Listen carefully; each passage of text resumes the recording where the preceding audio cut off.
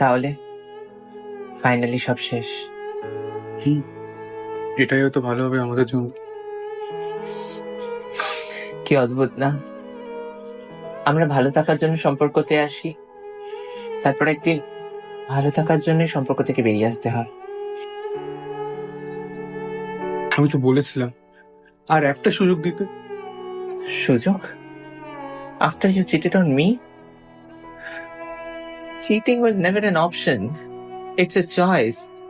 You made that choice. তারপর আমি তোমাকে কি করে সুযোগটা দিই বলো তো? You change a lot. তোমার মনে পড়ে